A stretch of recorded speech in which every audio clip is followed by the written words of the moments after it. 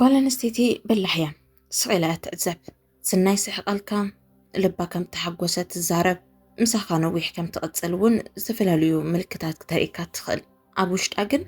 نساون زيت جنزبو نعخاون زيت الزاربكا بزعبا خاص إيلات تقمت ألو حويز خونا ساندو ألو عيب أز ساندو زي أبزو خونا أوان كم مسكر خوينو عبي فايل حيزو يقرب قد حز كم زي الكنيرو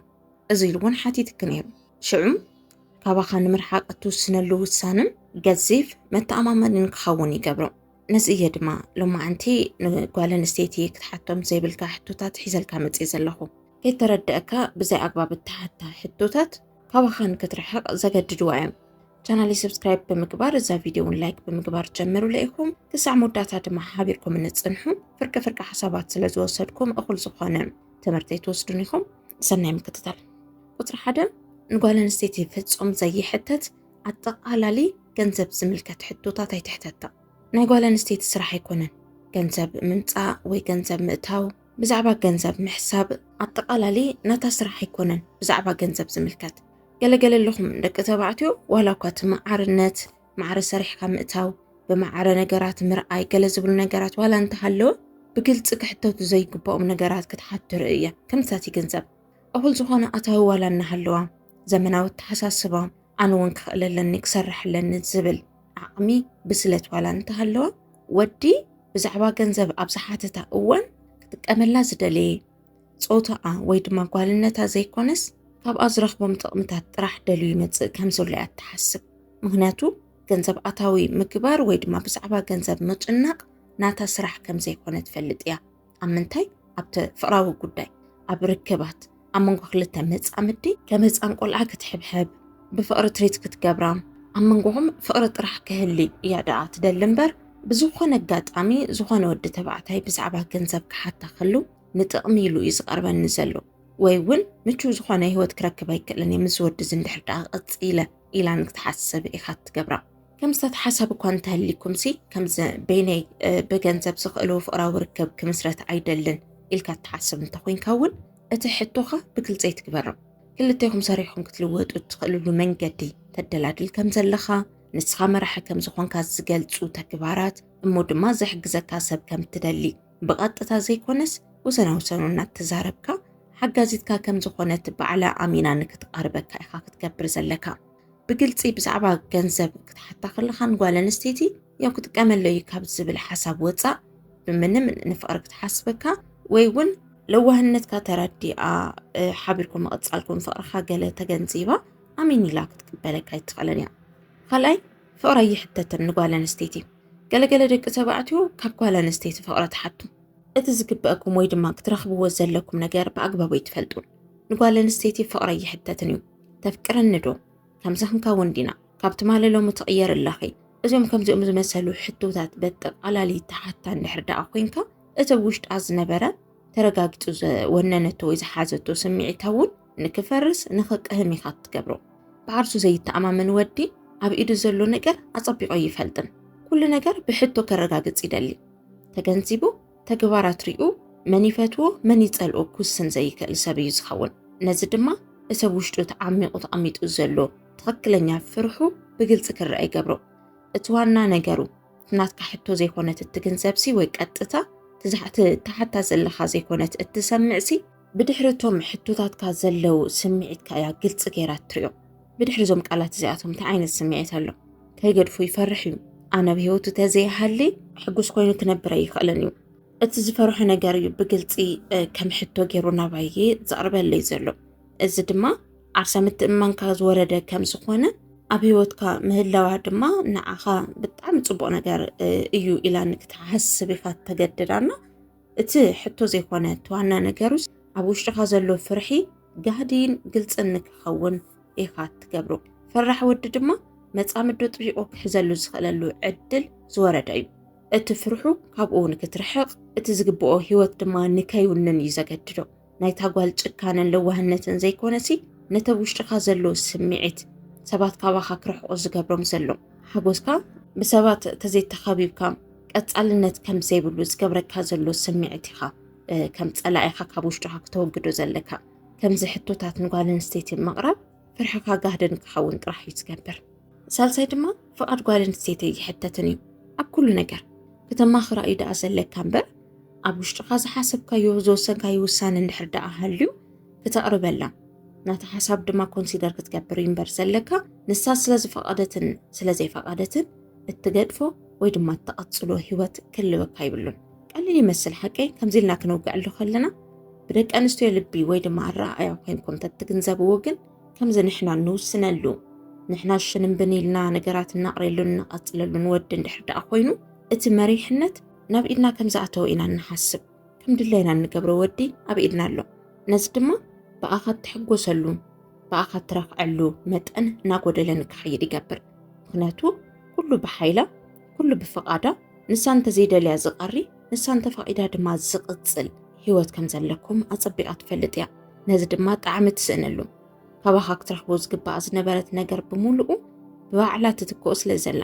ሃለኻ ይሃለኻ ካብ ባዕላት ትረኽቦ ነገር ስለ ዝኾነ ናትካ ምህላ ኣገዳስነት ከም ዘይብሉ ንሓሰበት ትኸይድ ኣብ ህይወተይ ስለ ዘሎ እቲ ዓይነት ለውጢ ምፅኡ በይነ ክገብሮ ዝኽእል ዝነበርኩ ነገር እዚ ወዲ እዚ ብምምፁ እንታይ ክውስኽ ክኢሉ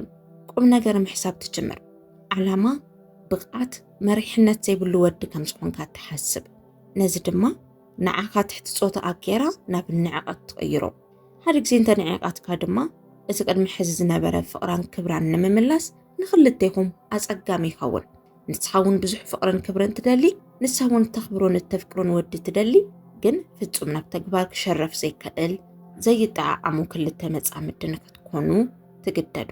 ስለዚ ልዕሊ ፆታ ክትከውን ከይትገብራ ፍቓዳ ኩትል ግዜ ትሕተት እዚ ማለት ኣይተማኽራ ወይ ሓሳብ ከይትእትያ ገለ ዘይኮነስ ኣትሊስት ብዘይከኣ ዘይትንቀሳቐስ ናዚ ፍቕራዊ ርክብ ሞተር ንሳ ክትከውን ከይትገብራ ረብዓይ ድማ ክገብረልክ ዶ ናብልካ ይሕተትን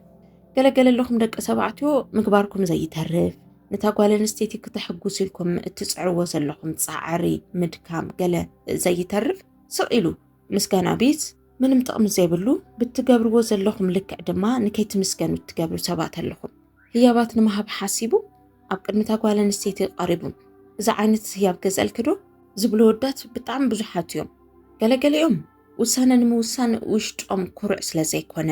ክሕጉሳ ይኽእል እየ ዝብል ስምዒት ስለ ዘይብሎም ብዓርሶም ስለ ዘይተኣማመኑ ንነብሶም ኣትሒቶም ስለ ዝርእዋ እዚኣ ተዓዲ ገላ ወይ እዚኣ እንድሕር ደኣ ገይረላ ኮይና ኣይትሕጎሰለይ ናታ ፍቓድ ክሓትተለኒ ንሳ ብስምዒትን ብምርጫታትን ልዕሊ እያ ኢሎም ዝሓስቡ ወዳት ስለ ዝኾኑ እዩ ብቕዓት ዓቕሚ ናይ ባዕሎም ዝኾነ ምልከታ ከም ዘለዎም ወይ ቅዋም ከም ዘለዎም ኣፀቢቖም ዘይፈልጡ ናይታ ጓል ኣእምሮ ልዕሊ ኣእምሮኦም ከም ዝኾነ ዝተኣማመኑ ኣግዚፎም ዝርእዋ ዓርሶም ዘትሕቱ ወዳት እዮም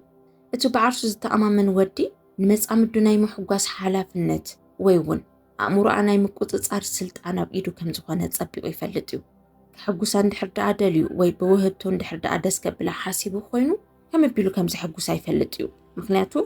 ድሌታታ ምርጫታታ ኣፀቢቑ እዩ ዝፈልጥ ነዚ ድማ ብዓርሱ ኣዝዩ እዩ ዝተኣማመን ክሕጉሳ ክእል ኣነ እየ ኮንትሮል ዝገብራ ስምዒታት ተሓሳስባ ገሌሉ ዝኣምን ብዓርሱ ዝተኣማምን ኮንፊደንስ ዘለዎ ወዲ ነዚ ወዲ ዝምሰል ንሕና ደቂ ኣንስትዮ ፍቓድና እናሓተተ ወይ ድማ ክንገዝኦ ኣብ ህይወትና ክህልዮ ዝደሊ ነገር እናጠየቐ ዝገዝአልና ወይ ድማ ውህብቶታት ዝህበና ሰብ ተዘይኮይኑ ንፍቕሩ ንምግላፅ እናፍቀደ ከምዚ ገይረ ዶ ክስዕመኪ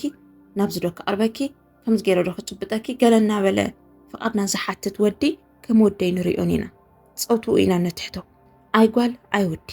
ኣብ ማእኸል ዝተቐርቀረ ነዚ ወዲ እዚ ድማ ዘለና ንዕቐት ክትግምትዎ ይትኽእሉን ኢኹም እዚ መንገዲ እዚ ከይትኽተል ኩለን ደቂ ኣንስትዮ ዝርሕቓኻ ብለዋኻ ፍቕሪ እናለገስካ እሙን እናሃለኻ ናባኻ ዘይቐርባ ዘለዋ ደቂ ኣንስትዮ በዚ ምኽንያት እዚ እዩ ናብ ወዳእታ ነጥቢ ድማ ከተወዳድረካ ከይትሓታ ንጓል ኣንስተይቲ ኣነ ዶ ይበልፅ ከለ ኣይበሃልን እዩ ክፍቲ ቦትኦም ንምምላእ ክብሉ ኣብ ውሽጦም ዝተፈጠረ ተበሊፀ እየ ካባይ ዝሓሸ ወዲ ኣሎ ዝብል ስምዒቶም ንምምላእ ክብሉ ንመጻምዶም ይሓቱ ምክንያቱ ካባይ ብሊፃ ንእከለ ትፈትዎ እያ ካባይ ብሊፃ ንእከለ እያ ትቐርቦ ኣነ ንእከለ ናብ ቅድሚኣ ቀሪብና ተንወዳደር ንሱ ምበለፀኒ ዝብል ስምዒት ወይ ድማ እምነት ኣብ ውሽጦም ስለ ዘሎ ካብታ ጓል ኣንስተይቲ ኣንደበት ከረጋግፁ ይደልዩ ብድሕሪኡ ኣነ ንኤክስ ከን መን ይበልፅ ኣነ ኤክስ ከን መን ይነውሕ ኣነ ኤክስ ከን መን ኢና ንህፍትም